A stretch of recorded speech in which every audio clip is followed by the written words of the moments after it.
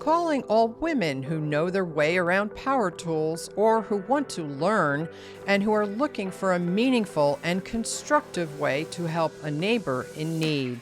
The group Women Build is part of Habitat for Humanity, the international organization whose vision is a world where everyone has a decent place to live.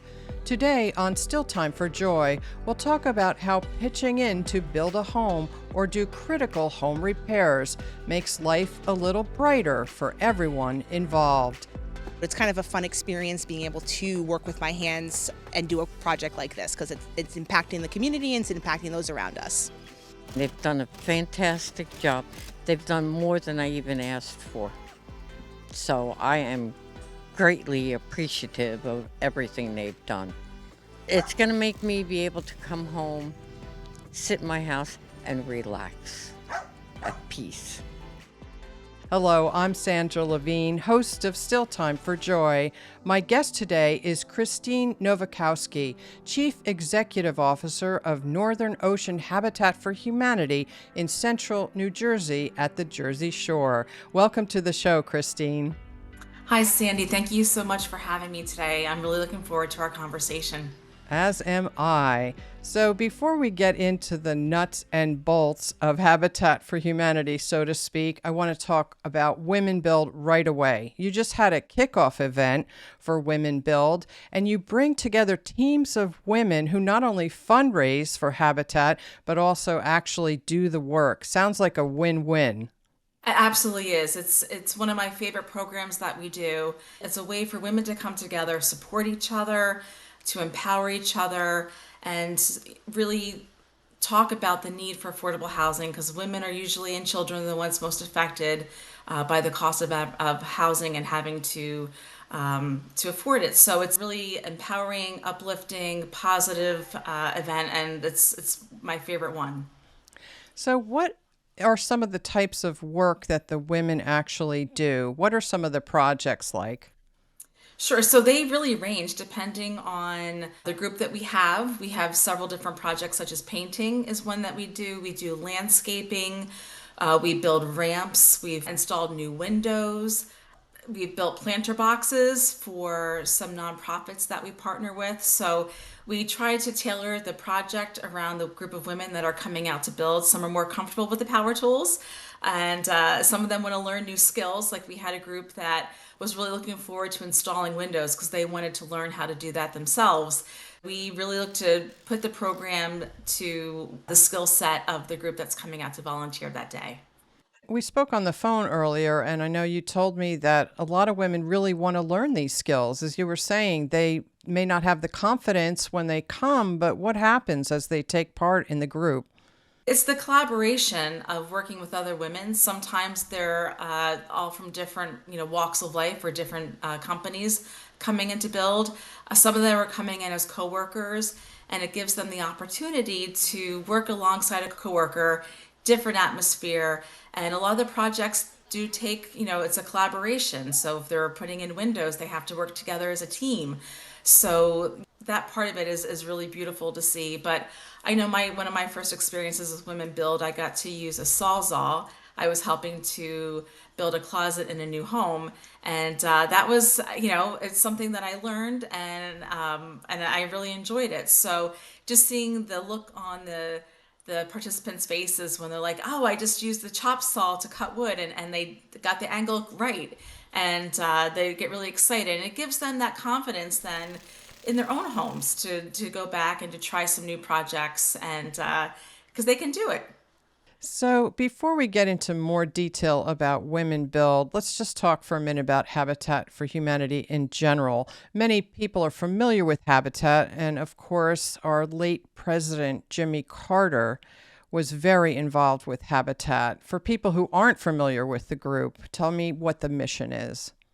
So the mission is initially started as a way to build homes for those that could not afford them. And that was really our sole mission, was building affordable homes. The need in the communities have grown. So we now include critical home repairs as part of that program. So we bring people together to build hope, communities and strength. So what Habitat is about is bringing the community together. We know that we can't help fix these issues of building enough affordable homes and repairing homes. It's the community that we bring together, and by doing that, it gives those in need that hope to get that housing or to get those repairs to move forward and to live with dignity. So that's really what our programs are about, no matter whether it's the new home builds that we do or the critical home repairs. It's really helping our community and helping them live with dignity. And you call it a sweat equity model. It's a hand up, not a hand out. That's very central to your philosophy. Please explain what that means and why it's so important. We want the homeowners that are purchasing these new homes or our critical home repair recipients to be part of helping to build their home or to repair their home. It's a lot of people, even when they don't have the means, they want to be able to give back somehow. And that's the dignity part of it. They get to be part of the solution. And it's not just, saying, okay, here, we'll do this, but they have a vested interest in this. And a lot of people with our new home ownership program think that we give away homes, and we don't. They purchase the homes at a 0% interest, but that sweat equity that they put into their home is also accounted for as well. So it's really important for them to be vested in the project and to be able to give back, and it really helps them feel better about it, because a lot of people don't want to ask for something free, and they can be a little hesitant or embarrassed. And by having that sweat equity, they're giving back. They are paying it. They're paying it forward, and it helps them to not only if it's a repair, they get to learn and work alongside us and learn how to make those repairs next time they may need them. And same thing with the home ownership. They're helping to build their home, so they're able to better take care of it as well. So it's really a central part of what Habitat for Humanity is all about. Now, Habitat for Humanity is active in all 50 states in the U.S. and also some 70 countries around the world. And your chapter just celebrated its 25th anniversary last year. And you're located in Ocean County, as we said earlier, in central New Jersey at the Jersey Shore. Now, New Jersey is famous for being very unaffordable when it comes to housing. How would you describe the housing needs in this area? We're in the process of getting ready to build 2 homes and breaking ground by the end of the summer. And we have over 456 on our interest list. So when we open up applications for 2 homes, it's unfortunate we don't have more land or more opportunities for home ownership. In Ocean County, for a 2-bedroom apartment, it's about $2,000 a month or greater, and the need for the affordable part of it is there. And it's not just exclusive to Ocean County. We see this when we talk to other habitats across the country. Whether you're in a metro area, a suburban area, the need is there. And the partnerships that we have, not one of us can dig us out of the affordable homeownership problem. But here in Ocean County, it's a lot of the working families that we see that are struggling to be able to save the money for that down payment. And that's really who we're helping. It's those in the income range of like 30 to 50% of average median income. So those are families that are making $50,000, $60,000 a year, and they're working, but just not able to save that money for the down payment. And that's a lot of who Northern Ocean Habitat's helping. And the need continues to grow, especially since the pandemic.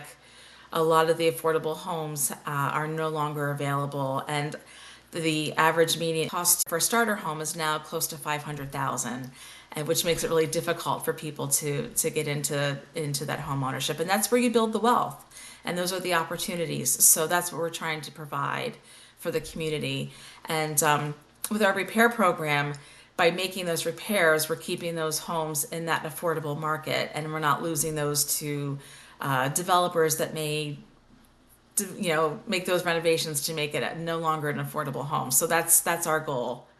So I understand, Kristine, since you became CEO of this particular habitat, that you're building more houses than ever. What is the reaction like from people? It's a long process to get the home built if we're talking about a new home, or if they're having these critical home repairs. What kind of reactions have you had from people that you've helped? They're beyond excited. They don't believe it's real. As they're building their home, they feel that something is going to happen along the way. And these are families that, like I mentioned, they're working, and whether it's a medical situation that got in the way and that got them into some trouble. So they always feel like the rug's going to be pulled out from underneath them, and they just don't. Even when you hand them the keys, the look on their face like I just can't believe that this is my new home. Our most recent homeowner was a single dad with two kids, and when they moved in, his son, prior to moving into the home, would always sleep with him because they moved from house to house, couch to couch. And when they moved into the home, he wasn't scared to be in his own room, and he walked right to the room that he wanted for himself and said, "This is my home. This is my bedroom now, Dad." And he slept the whole night in his bedroom and didn't get out of his bed once. And it's those little things that you know that just make it worthwhile. But another instance where we had a homeowner that she has two disabled children that were in walkers, and she was in a one bedroom garden apartment, and now that she has this house, they built a therapy room, and her daughters are getting therapy, and one is now actually walking. And so just giving these opportunities to have a stable housing, because when they don't have the stable housing, they're worrying about a lot of different things. And so that's what I hear a lot from the homeowners, is that now they have the house, it's one less thing to worry about, and allows them to focus on either education, their health, their children, and they really flourish. So it's that look of awe when we do the home dedication and they're handed the keys. It's usually a month or two later after they've been in the home, they call. That's when it sinks in that it's not a dream, that it's reality. Because I think even at that point when they get the keys, that they've had so many barriers along the way that they still don't really believe that's real. And it's a few months after they're in the home is when it really sinks in, and we get to hear how it's really impacted them in that short period of time. So I can hear that you're getting a little emotional talking about the mission. And Kristine, you had a long career in advertising and marketing, and now you're the CEO of Habitat. Why is this mission so important to you? I had a family member that really struggled with housing and still does to this day. And in trying to find solutions for them, that's when I learned about Habitat for Humanity. And I just, as we spoke about earlier, I love that hand up, that it's not a handout, because people have to work towards getting, having that home ownership or that that repair done to their home. That's where the root started from, and just seeing how when you have a stable home, how it can change the rest of your life. And then also Hurricane Katrina was also something that when I saw that happen, that really made me want to, figure out how can I give back. So with the cause marketing, I partnered with Habitat here in New Jersey, several different affiliates. And I always said to myself that if I could ever make a career out of working at Habitat, that would be my dream job. And it happened. So never give up on your dreams. That's one thing I learned. And I really love what I do. And it's really come full circle to be able to help those and, help make that impact and help people improve their lives. That is so wonderful. And I just want to get back to the volunteering once more, the Women Build program. Volunteering, as you well know, is so beneficial on so many levels. Obviously for the people you're helping, but it also helps the person who's doing the volunteering, can help your mental health, can make you feel better in general, can give you a sense of community. These women are often working in a team, and it can just reduce a sense of isolation. So what do you hear from the women who participate in Women Build or in any way with Habitat about how they feel about being part of the program? The friendships that they build. I mean, that's the number one thing that we hear. And from the Women Build programs to our Restore, it's becomes a community. Even after the build is over, they stay in touch. They look forward to coming back the following year to be part of the program. You said it, Sandy. I mean, the isolation, especially those that have recently retired, we get a lot of them coming in to volunteer because they've been home for maybe a month and they're like, this is not what I wanted this to look like. But, they say, yes, we're helping, but time after time, I hear them say, I get a lot more back from volunteering than what I'm giving to help these, homeowners or future homeowners. So number one is the friendships. Outside of volunteering, a lot of them get together to go to lunch, to go to dinner, and meet up for coffee. And a lot of them, the common factor is they want to give back. They want to help their communities, so they have that in common. So they come in not knowing each other, but they leave as friends. And that's the beautiful part of seeing that transformation with our volunteers. Oh, that is so wonderful. And you brought up Restore, and this is the last thing I want to ask you about. I want you to talk about how people can help. And your Restore is a huge place where people can donate furniture and other items they no longer need. Talk to me about how Restore works and also how else people can help Habitat, please. Sure. So the Restore it's a fun place. If you haven't been to our Restore, you must come check it out. The beautiful thing is it's donations. We're 100% donations. We do have paint that we do purchase. It's recycled paint, so that's why we carry that paint in the store.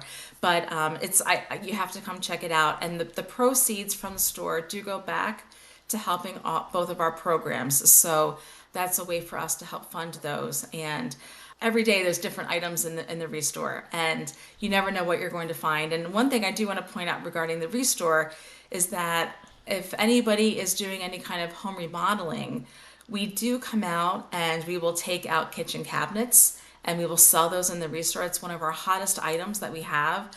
And there was a homeowner that was doing a full house remodeling. We took the cabinets, our construction team went out, deconstructed the home, brought the cabinets back to the Restore, and we sold them. They were beautiful cabinets, sold them for $10,000, and that goes right back into our programs. So if anybody's out there doing any kind of home repairs, reach out to us.